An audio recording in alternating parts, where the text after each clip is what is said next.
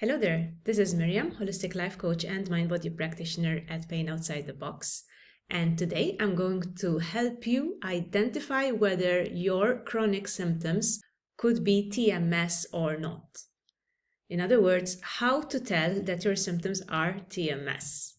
So first of all, by TMS, we refer to psychosomatic pain. Nowadays, we also call it neuroplastic pain, which means pain that involves a psychological origin, right? And pain that is being conditioned in the body, that is not related to an injury or to an illness per se, but that has been generated through our own stressors and emotions. So, a lot of people ask me, but how can I tell for sure that my symptoms are TMS or mind-body? Because of course, TMS symptoms are also very physical. They can be very painful, so they can feel very real, and they are real actually. So there are real symptoms happening in the body as a result of this process. The only thing that most people get wrong is the origin of the symptoms, that although they are real, the real root cause is to be found up here in the brain in the way that we have been responding to our stressors. So, I have separate videos on these other aspects, on how to deal with chronic emotions and how to release them. So in this video, however, I'd just like to address how to tell if your symptoms are TMS or not, because there's a lot of doubt out there, and it's the doubt that keeps most people from progressing. It's their doubt that maybe they still have something wrong with the body. Maybe there's still some sort of structural issue that they can do nothing about. And because they keep on addressing their symptoms also from a structural perspective, they keep feeding that doubt, and therefore they cannot make progress. So, how to tell that your symptoms are TMS? First of all, I'd like to emphasize that only a TMS-aware doctor can actually diagnose you with this condition, in the sense that this has to be a medical professional who does a thorough examination to exclude anything serious or anything else that needs immediate treatment, and who is also aware of these psychological elements. Because the problem nowadays is that a lot of doctors are not actually aware of TMS as such. They are aware that stressors can induce symptoms, but they do not know how to educate people, and they might not even be aware to the extent to which these psychological factors can actually manifest in the body. This is not to blame general practitioners or specialists at all, because actually even if they are aware that a person is suffering from psychosomatic pain, they find it a little bit difficult to communicate this because of the dominant expectation out there, which is to go to the doctor and get diagnosed with something and get treatment with something. A lot of people don't take it well when you tell them that their symptoms are, generated by their emotions. They think that they're being told that they're crazy, which of course is not the case, but because of the general lack of education, not just within the medical profession, but also in the population in general, people are not open to this, and therefore even doctors who are aware that there's something else going on may not be able to communicate it to their patients, or they might hint at it, but they might not expand on the possibilities out there, on the approaches that can help them. So that aside, most people, because of this lack of, let's say, education and lack of communication, end up having to figure out for themselves whether their symptoms are TMS or not. And luckily, there are some indicators which doctors and other practitioners in the field have been using to help people. Again, it's still important to rule out anything serious, so only come towards these indicators after you have ruled serious conditions that require treatment. If you have a new kind of symptom that's worrying or very painful, go get that checked out first. And then once you get that out of the way, you can look at these indicators, okay? Because if you have several of them, there's a huge chance that your symptoms are actually mind-body. And that's good news, because that means that you can fully embrace this approach and experience progress as well. Okay, so indicators.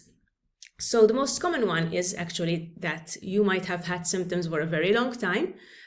You might have thought that you had an injury, but the symptoms are persisting and the injury is no longer there. So you no longer have any evidence of injury, or you think you're still injured, but that's not the case because the symptoms have persisted beyond what is normal for an injury. Another indicator which is related is that you might have been taking various treatments, including physical therapy, to treat this injury or structural imbalance or whatever else you think is wrong, but that therapy or treatment is not working or is having very temporary effects. Maybe you feel better after visiting your chiropractor or your physical therapist, but that effect doesn't last. And there are various reasons for that.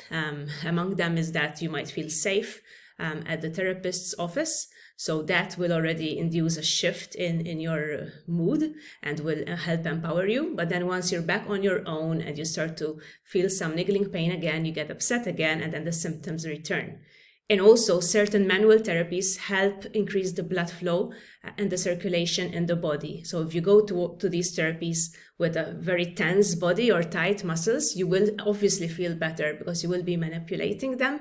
But unfortunately, if you're still carrying around significant distress and tension inside, that tightness is going to come back, okay? So that's also an indicator, especially if your diagnosis is actually muscle tightness. If all that your physical therapist or chiropractor can say is that your muscles are very tight, then that's an indication that what's going on is TMS. Another strong indicator is that you might be feeling the same kind of symptoms on both sides of the body, okay? We might think that something's awfully wrong, but actually, when this is the case, usually there is brain involvement because the different sides of the body, the two parts, are totally separated, okay? They're not connected to the same nerves in the body. So it's almost impossible for you to have injured, both sides of the body in exactly the same way, okay? What's at play here is that the brain finds it easy to replicate the same kind of symptom on the other side because it already knows that pain. Another strong indicator is that you might have pain radiating all along one limb, okay, or all over the body even. So again, if you have structural damage or an injury that hasn't healed yet, you will typically feel the pain in exactly the same way, and when you move in exactly the same way and in exactly the same points or location, especially when you touch on the area.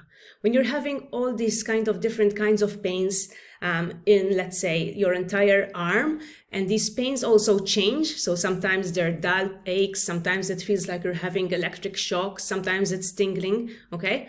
All of this stuff indicates that there is a mind-body element, okay? It cannot be just purely physical. And again, some people have pain all over the body, not just in one location. So in locations that are totally unrelated, okay, it seems that they are just more sensitive to pain. And when this happens, it's because of a process which we call central sensitization. It's like that the brain gets more sensitive to stimuli, okay? Whether it's even touch or certain movements or even certain other factors like the weather. But that's still being processed by the brain. So those stimuli are still being interpreted by the brain as dangerous. And this is what causes neuroplastic pain or TMS. It's when the brain thinks that whatever's going on is in a way risky. So it fires up the pain response to try and protect you from more risk, even though in this case it doesn't serve you because you just want to get rid of the pain, right? Another indication, which is really interesting and has been actually very crucial to my own recovery, is that the pain seems to have a pattern. So for example, you would feel better in the morning but worse at night, or vice versa. Or the pain might go away when you are very heavily distracted. So let's say when you're on holiday, when you're having a really good time with friends, you have this special day and you're immersed or distracted positively. Or even when, let's say, there's another emergency going on and you are busy with that emergency. So even if it's a negative event, you might notice that during that emergency, your symptoms become less intense. And that's because the brain is dealing with the emergency instead of being fixed on the symptoms, actually. So this can play out in various ways, but the key word here is inconsistency, right? You notice inconsistency in your pain levels. Maybe one day you think it's getting better, and maybe the next day it's back with a vengeance, okay? That's a huge indicator that there is TMS at play, okay? Because if something were wrong with the body, and then you would be feeling the pain consistently and during the same movements or activities. And if I can just bring in an example from my own recovery process, I remember that once when I was at the height of my pain, I had a wedding event, and the drinks that they were serving at this wedding, they were really strong alcoholic drinks. And I had just a couple, and I started to feel happier, obviously. Then I started to dance, something which I hadn't been doing because of my leg pain. And I realized how much I was enjoying it.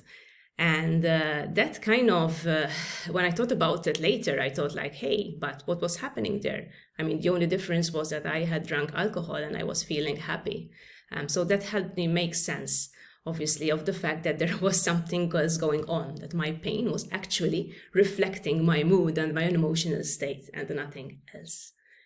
So I think those are the main indicators, actually. As you go about your journey, as you get more open and curious about this approach, you will notice several of these indicators.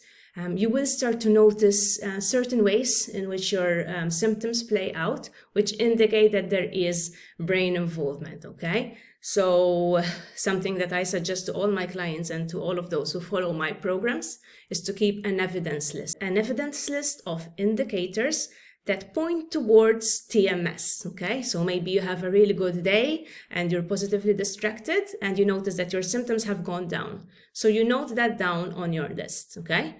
Maybe the opposite, you have a really stressful week and your symptoms blow up. You also know that, okay? So you note anything that might indicate psychological involvement. And eventually it will become clear to you and you will be able to eliminate that doubt, if you have TMS, of course. So I hope that video helps some of you get a little bit clearer and overcome the confusion out there. If you're interested in learning more, please note that I have a comprehensive program designed to get people out of chronic mind-body pain, and it will educate you about all the factors that contribute to TMS. It will help you apply them into practice, which is something that a lot of people miss out on, and it will help you build the right mindset for pain-free. So check that out in the description. That's all from me for today, and I'll see you again next time. Bye-bye.